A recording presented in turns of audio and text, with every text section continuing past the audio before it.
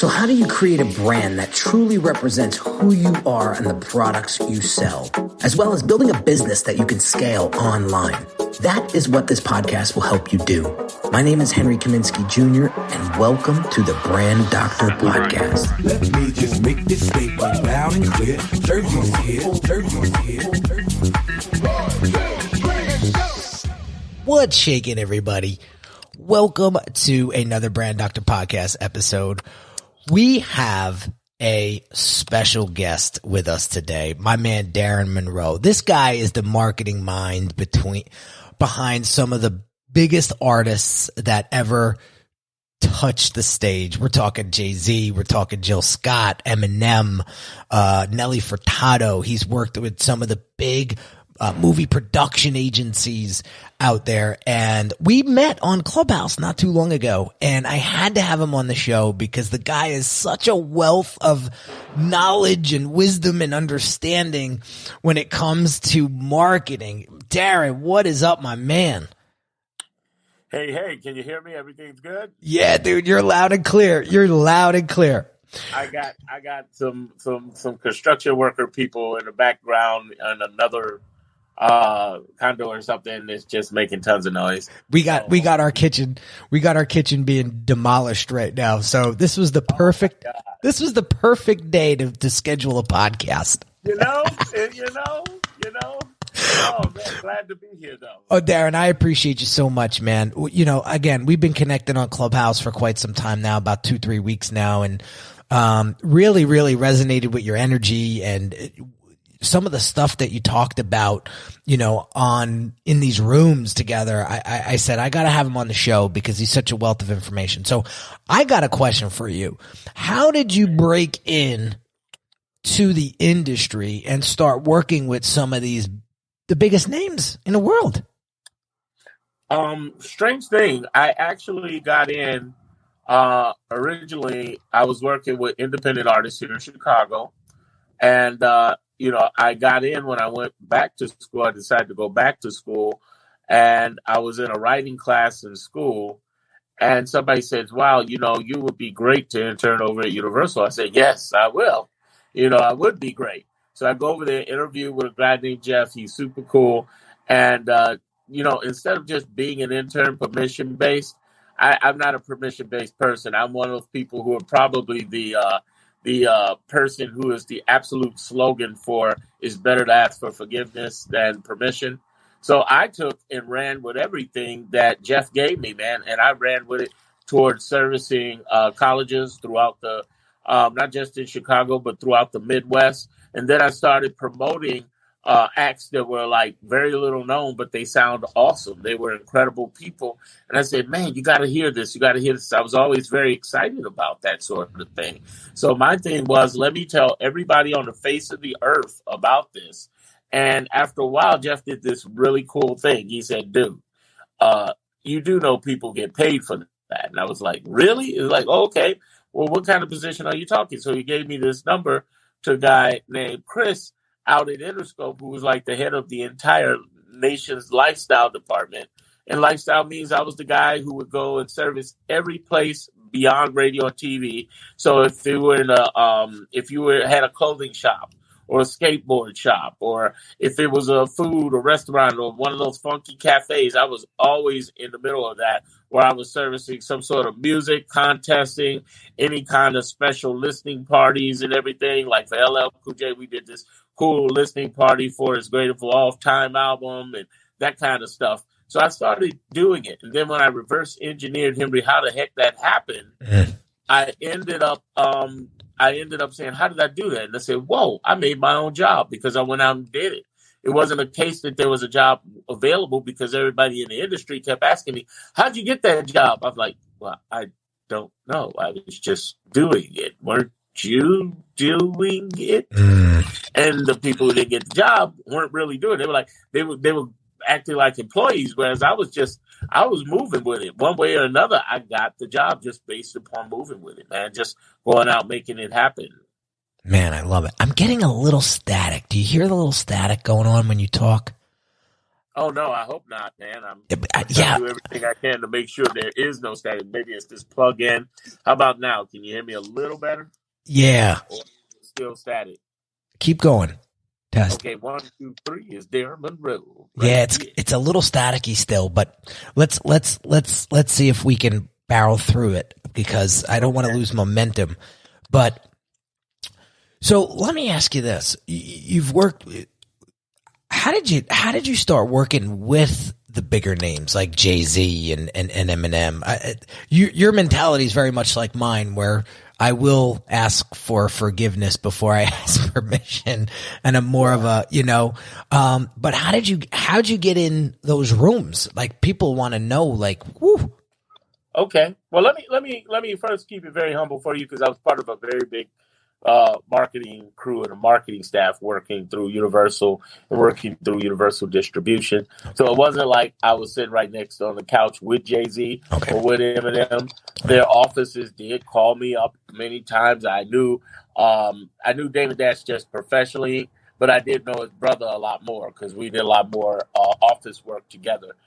Same thing with the Roots. Whereas I worked with Miyoshi and Watching Back Management, and I worked with the regionals who worked on their projects, from the late great Ron Scott to people like Maurice White out of MCA, and some other great people out of Universal. So I worked with a lot of their major reps nationwide and everything. And the reason I got in is, again, just like I explained before, it was getting in where I just happened to talk. And when I got into the door and I was actually promoting, next thing you know, people were noticing me. Case in point, Eminem's people reached out to me to create a whole flyer campaign and everything for them, because they put all the money. Well, no, they said they put all the money in radio. I mean, this is Interscope. They had the money.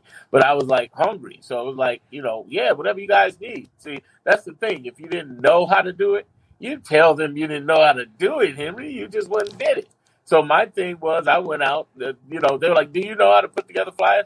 I didn't know anything about putting together Adobe Photoshop. That's how I learned. I went out to Kinko's and I was there putting together flyers, putting it together, and they were getting a radio airplay, and we did a lot of promotions that way. So I got noticed by Eminem's business people. I would meet him later, but it was like I got noticed by key people who work with these top artists, because they saw not only my passion and enthusiasm and the emotion that I had in there, but the willingness to be creative. That was the other thing that got me in the door. I was the guy you sat in the room and you just started, coming up with ideas that people could use to promote and market themselves. I was that guy. Ah, that's a good guy to be next to. I'll tell you that right now. Very true. Yeah. Very true. I noticed that was innovation is what got me there, because I thought everybody thought of that. Everybody had ideas and stuff, and turns out they didn't. So people were always looking for fresh ideas. That's what got me over to iHeartMedia after working labels. Back then they called it Clear Channel, because all I was the idea guy to do the proposal for 90% of the brands in the United States. Wow. I got so many more questions for you, my man. We got to take a quick break. We will be right back after this message from our sponsor. If you're a business owner who feels your branding isn't truly representing the value that you deliver, check out this free video training that will help you level up your brand's messaging and online presence so that you can start attracting higher quality clients. Visit www.uniquedesigns with a Z at the end, not an S, .net/level up my branding.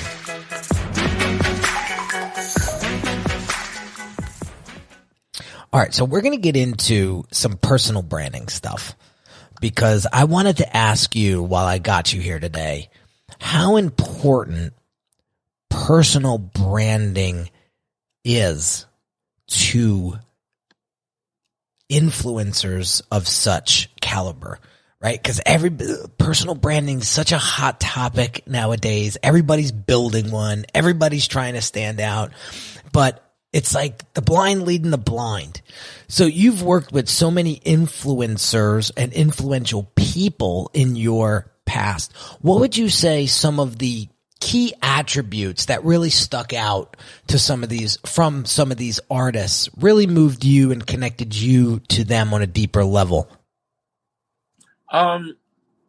Well, they connected me to them or connected them to their audience. Well, both. I would love to explore both because I think what you're about to say, people that are watching and listening are going to be like, aha, I could take that nugget, and apply it.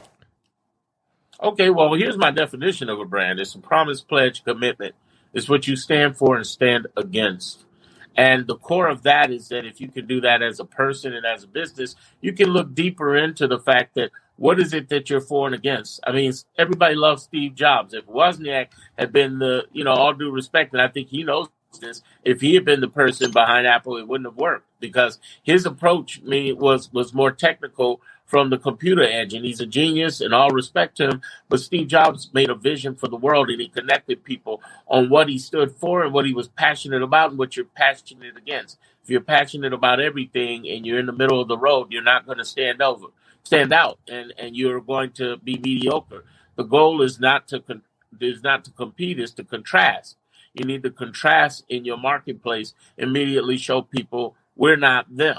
And so one of the things that stood out for me professionally was that I was the guy always coming up with ideas, even when they weren't asking for them. So when 50 Cent had his album coming out, Get Rich or Die Trying, I was the guy who was hitting them with a ton of ideas at Interscope that ended up saving that album because the reality is that they needed some way to get people to the retail stores when bootleg copies were being sold, when digital downloads they were dealing with. This is 2002. And what I ended up doing was giving them a series of ideas that they could bring of collectible DVDs that they could offer to people in Best Buy to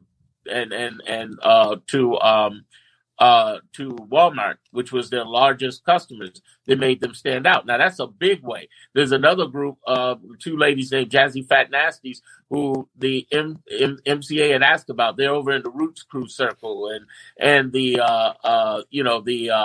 Jaguar Wright circles and all of the hot Philly artists that were coming out of there. They were super hot. They were in the Jill Scott circles, though they were on MCA and Jill was on Hidden Beach. So they were trying to figure out ways to promote them.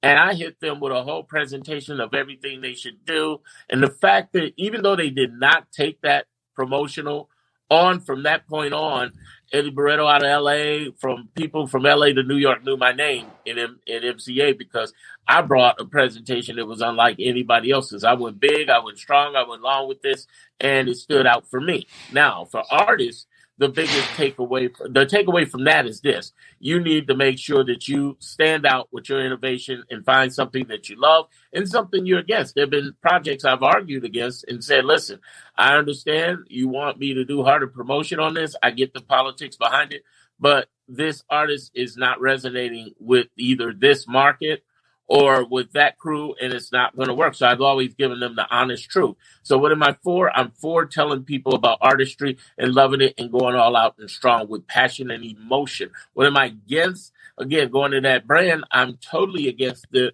promotion of things that I know people don't resonate with. I'm not going to push stuff at people that they don't like and, do it for the sake of the company. And that got me more notoriety and trust in the college radio market and in the DJ market, because they know when I was telling them, listen, this is really hot.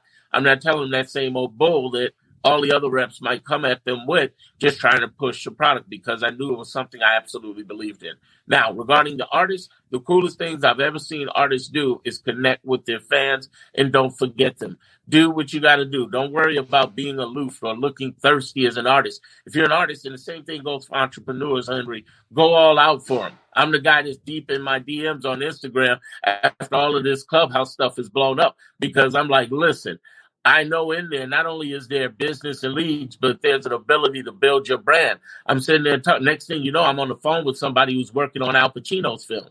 And I had no idea who they were, but it's like, boom, they're awesome. And I'm like, but your brand is everything. Your brand is what you stand by, what you stand for, stand against. And remember this, the purpose of a brand is to evoke an emotional connection with your target market in a way that makes everybody else look, basically eliminate 100% of the marketplace. And the only way you're going to do that is talking about, I love it and I don't like it, and being real with them about it and speaking from that level. So there are artists who win in the middle of pandemics, who win in the middle of, they can't, when other artists can't get money, the artists who are winning are the ones who are connecting with their fans, their people. Same thing goes for entrepreneurs. How many people are you liking and commenting on their Instagrams? How many people are you reaching out saying, ha ha, I got love for you? Or when their mom dies, reach out and connect with them saying, hey, I got love for you. Whatever you can do on that level is going to make you stand out. That's how you become a brand. You speak with passion, emotion, you care and give a darn about people, and you speak from that area. So from a professional standpoint to artists who've been able to pull that off, that's great. It's one thing to have talent. It's another thing to have compassion. You have that compassion, you're going to stand out. You always have people follow you religiously. Oh, that's powerful stuff. So here's my next question. What was the biggest blunder you ever seen in the industry? Underestimating the market share in the industry. There was this elephant in the room that I've been in since the late 90s, and that was the digital. We could handle digital. There was an arrogance that we could handle digital. I was in a room full of vice presidents who told me that they had this digital way to protect CDs and nothing would happen with digital, and all of them lost their jobs within 5 years. The idea is that the biggest blunder is thinking that taking your market for granted, trying to charge at your market when the disruptor of the industry happens. Instead of charging at the leaders of change, you should be leading the charge for change and getting on the end of that. Same thing goes for films. A lot of film people getting their feelings about this whole streaming stuff because Warner Brothers decided this year to put out all of their films on HBO Max. And that's a very touchy conversation, a taboo conversation in Hollywood, because they are mad that they did that. Nothing they can really do because Warner Brothers is owned by AT&T, and they got rid of all of the film people and said, listen, we're trying to make some money here with $200 million in the hole. You can talk all this artistry stuff you want to. We're in an age now where people are streaming. And I personally believe that they're right from that. Because it is what it is. Change the game. When the game changes, go change with it. Stop trying to keep things the same when people are not showing up in theaters. When AMC is going from $40 a share to $3, and they were thinking already before the pandemic, that should tell you the market's changing. So the biggest blunders I see is that when they see some change, they're not making the smart moves. Live Nation has only recently started buying hotels and other things to make up for its money, but everybody didn't want to change. If you don't change with the times, you're in trouble. It's the same thing I talked with people about on Clubhouse. Run like crazy to do as much as you can early with that. But who knows? Clubhouse may be a memory. By the time you get to your 1,000th episode podcast, we'll be like, Club who? But what you should get out of it is the relationships like me and you connecting. The big blunders in the film, in the music industry, and among entrepreneurs is not taking the change, the shift seriously. If you don't take it seriously, it's going to take you seriously for a ride to bankruptcy. That is powerful stuff. I have some more questions for you that I think will help our audience tremendously. You said you were the idea guy. You were the one that had the ideas when everybody was running on E. Right? Their tanks were empty with ideas. So how did you get those ideas flowing? How did that manifest? I was born with it. I was always one of those guys who came up with ideas for things. And I always tried to figure out what was the angle that we could approach on things.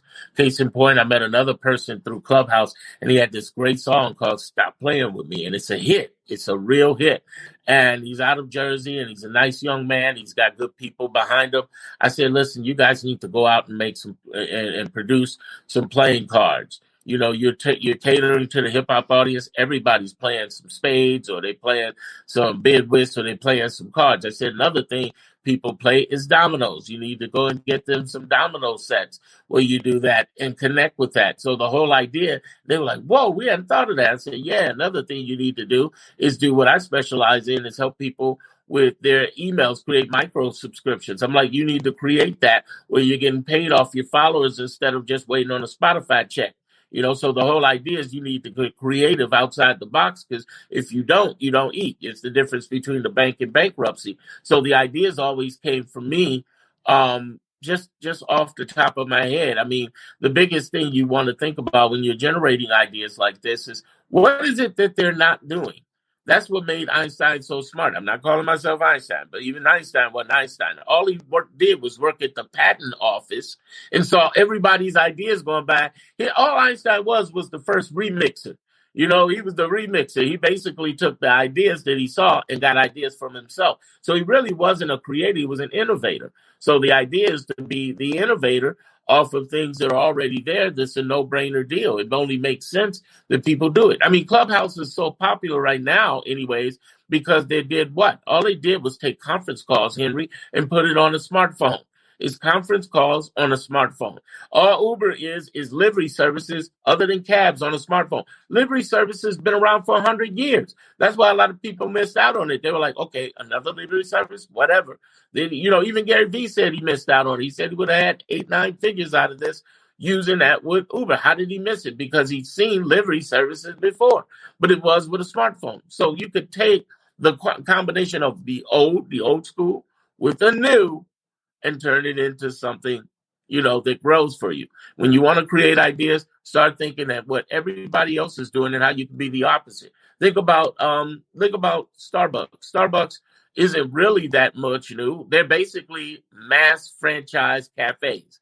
What they decided to do is a place you can sit at and chill. Instead of donuts, have pastries. Instead of have extra large, you got venti. Instead of having just regular coffee, now you got some, coffee with the ground beans, and you can smell the beans, and it's from such and such country, Colombia, fresh from there, and from, different places, and make this, and here you go, and we're going to sell this, and it's going to be $5. We're going to dress it up real nice, $5, and you're going to pay for the coffee. It's totally different from everything else. Why? They took the old idea of giving coffee, the old idea of selling pastries and donuts, and turned it into something. They just flipped it and remixed it.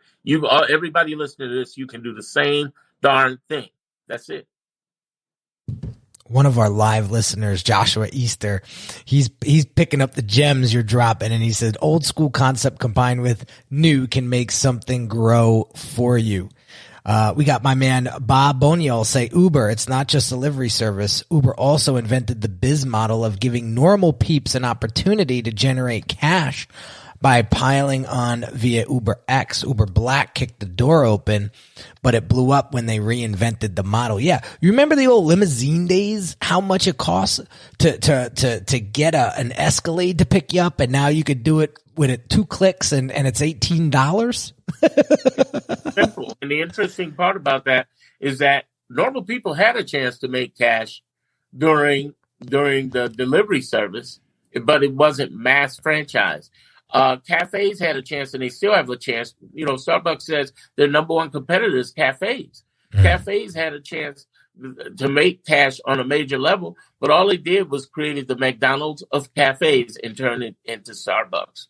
Yeah. Yeah, we got Darren is dialed in. A rogue marine business advisor says, I love the notion of remixing it. It's finding the gaps. Yeah, absolutely. I love when the live listeners tune in and they drop some comments and questions. We could take some questions if you'd like while we still have Darren available.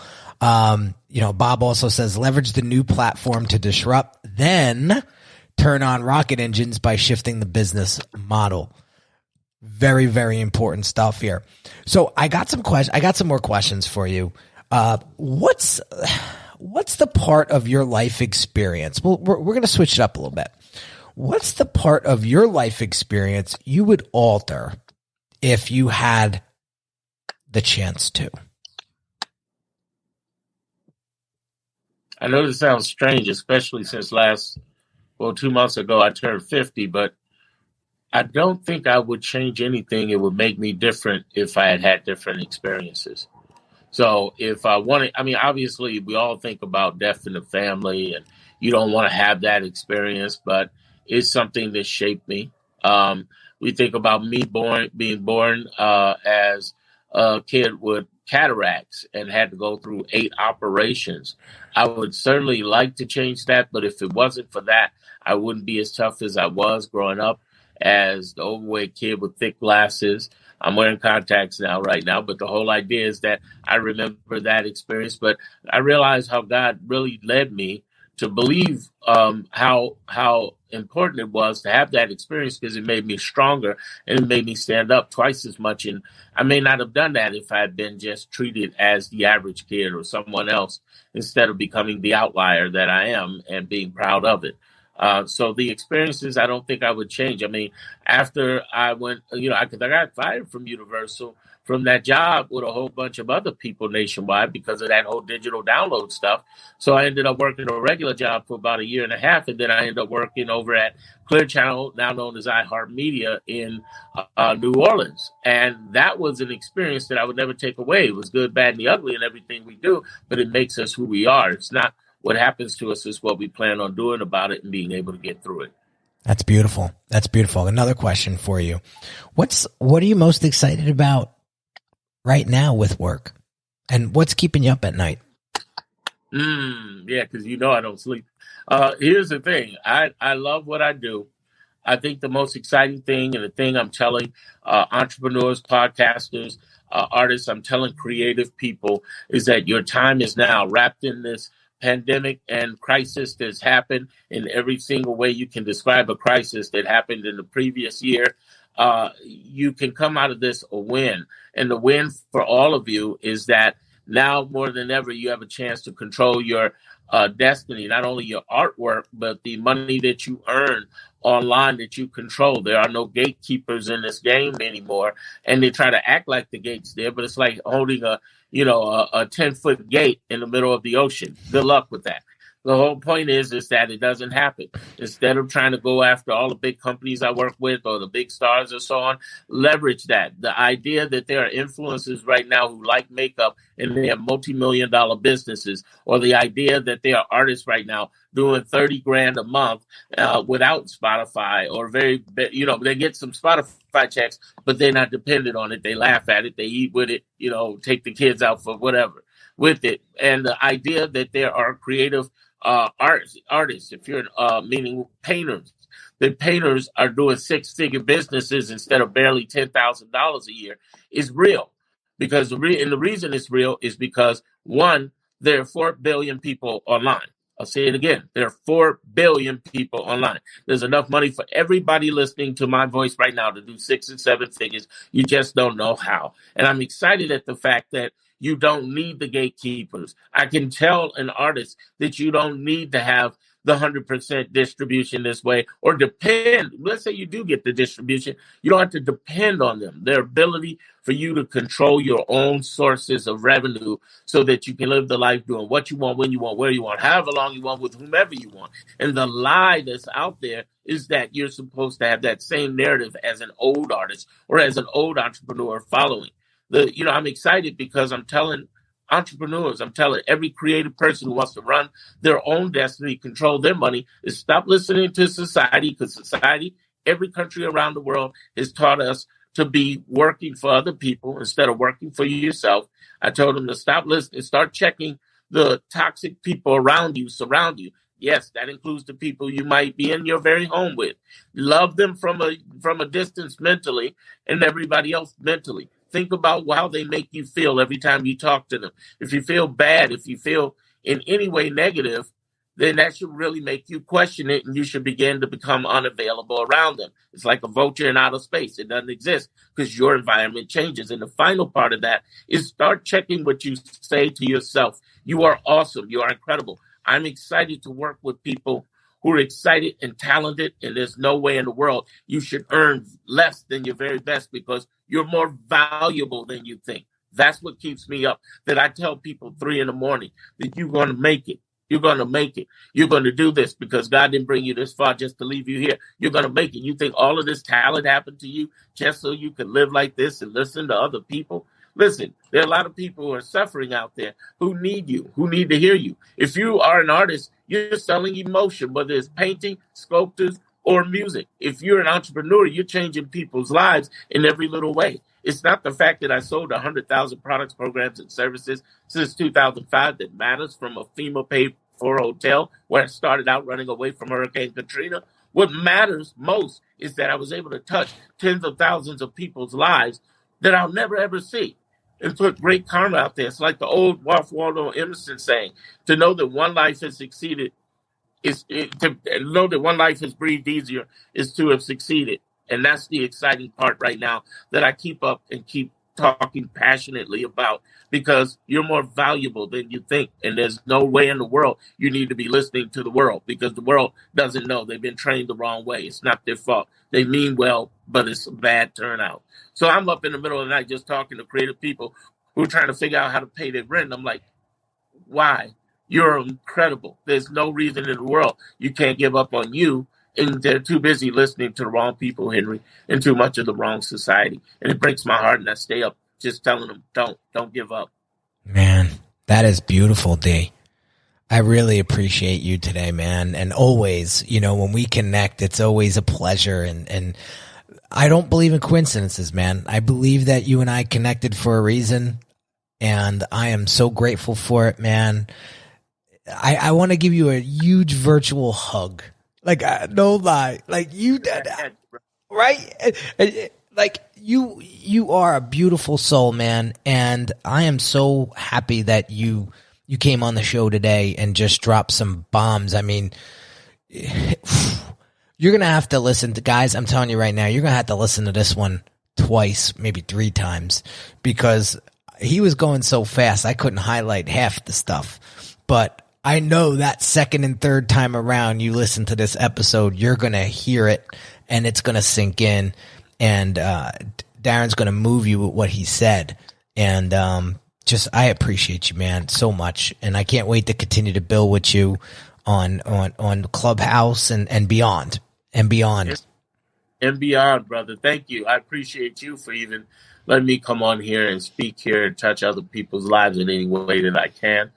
And thank you for the compliment. I'm a cussing Christian, so I say it like this without cussing. I'll say that the blessing is mine, but the glory is His. So I give that to God in every way in which I've been able to touch and help other people, and know the fact that, regardless of what's going on and what you're dealing with all of the crisis that's wrapped up right now, or there's always going to be a new crisis. You just got to keep moving. Keep stepping and keep touching lives. Keep loving on people in the best way you can, in the greatest intentions.